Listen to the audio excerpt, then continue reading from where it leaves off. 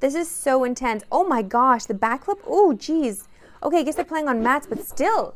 This sport requires helmets. This is Sportscentre. Hey, I'm Marissa Roberto on this Digital Sportscenter presented by TELUS. And week 2 in the NFL kicks off tonight, and we got a good one as the Eagles take on the Vikings.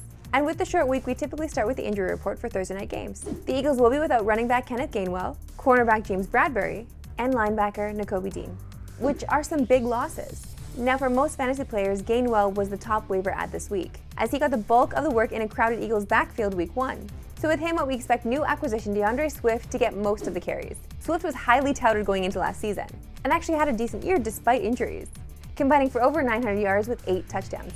Now, with these two teams meeting, let's look back at this iconic draft moment from 3 years ago, when the Vikings actually laughed when the Eagles selected Jalen Reagor in front of them, leading the Vikings to immediately select Justin Jefferson.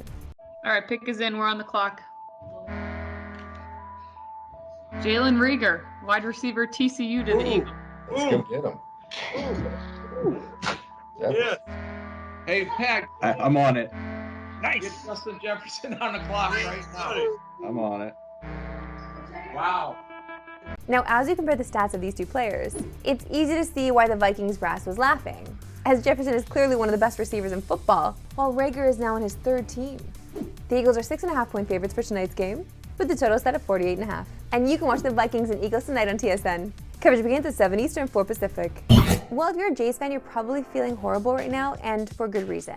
Last night, Toronto lost to Texas 10-0, in what was their 3rd consecutive loss to the team they were fighting for a wildcard spot with. Yesterday was rough stuff, not gonna lie to you. Did not complete the game. I did not watch the full thing. It was just a lot of booing from the fans, which you hate to see. You hate to see fans hurt in that way. Heading into tonight's action, the Jays are currently out of a playoff spot, a full game behind Seattle, and a game and a half behind Texas. Now, the overreactions to this series will be plentiful because of what could have been. But it's not all doom and gloom for Toronto. There's still 16 games left of the season. Any hot stretch from now until the end could be the difference. As we covered earlier in the week, the main issue is the strength of schedule heading into the rest of the season. Because it's a gauntlet. Because they play AL East teams in 15 of their final 16 games. And 6 of their final 15 games are against the Rays, who are absolutely on fire, as they are now just 2 games behind Baltimore for the division lead. And even though the Yankees and Red Sox have been a bit of a disappointment this year, the Blue Jays have a 12-25 record against the AL East, and their 12 divisional wins are the 2nd fewest in baseball, just ahead of Colorado's 9 in the NL West. The end of the season could be tough. There are some things working in Toronto's favor, though, as far as the schedule goes. For Seattle and Texas, 7 matchups await them before the season is over, including a 4-game set to end the season. Plus, the Mariners only have 3 games left against non-playoff teams. 3, 2, 1, go!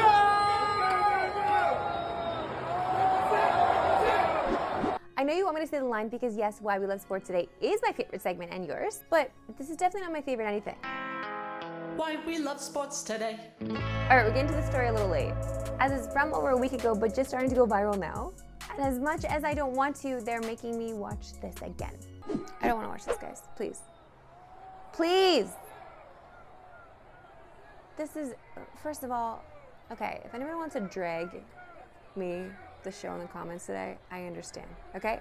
Because this is horrendous. I just like to say for the record that I did not choose this clip, and had nothing to do with this, except for the fact that you're seeing me talk about it right now. Oh my God. Okay, look at all the, please.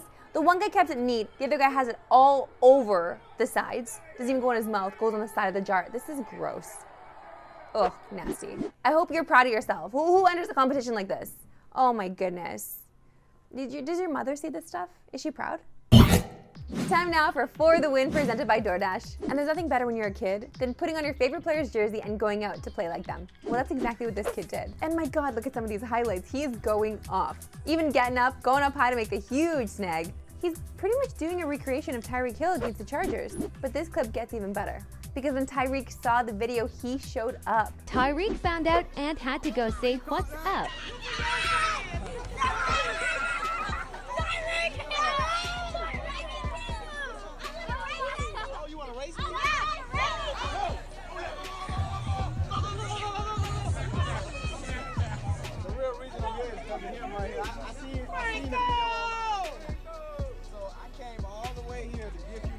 Personally, all right?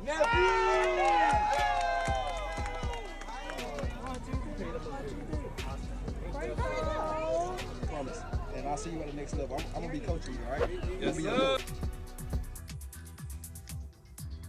Oh man. Dude got a fan for life. That is so freaking sweet. But Tyreek, you're gonna race those kids and not actually whoop them? Come on. Don't let them get away with it, okay? Time now for FanDuel Fast Facts, where I give you some key facts for tonight's Vikings-Eagles game as fast as I can. So we're gonna put 40 seconds on the play clock and see how many of these I can get through. My high score on the year is 5 from last week, where I absolutely crushed. And today our producer's trying to sewer me with more facts, and he made them a little more lengthy, but it's fine. I'm gonna do it anyway, okay, Chris? I got this. 88.9% of the Vikings' yardage in a week 1 was passing, the highest rate of the NFL. Kirk Cousins' passing yards for tonight is 262.5. Tonight we get our first glimpse at primetime Cousins' season. You know what? He didn't even capitalize Cousins. I'm sorry. That's actually just super rude. Anyway, Kirk is 11-18 his career on prime time, but 3-1 on Thursday nights. Justin Jefferson had 150 yards in week 1 against the Bucs. It was his 9th time in his career he hit the 150-yard mark. He is plus 430 to hit the 150-yard mark tonight against Philly. Philly has 5 players ranked in the top 8 in fastest yard pass. FY. Top 8 in fastest average pass rush. Get off time week 1. You're the worst for this, Chris. With Josh Sweet. Are you kidding me? You're done. You didn't capitalize any of the names, like none of them. Are you absolutely kidding me with this, dude? He writes these ridiculous paragraphs with brutal punctuation and no capitalization on names. How does one get through this? This is a complete sewer job. Just a reminder, you can watch the Vikings and Eagles tonight on TSN at 7 Eastern, 4 Pacific. That's all for me today. We'll see you right back here tomorrow, 3 Eastern, no Pacific. Have a good one.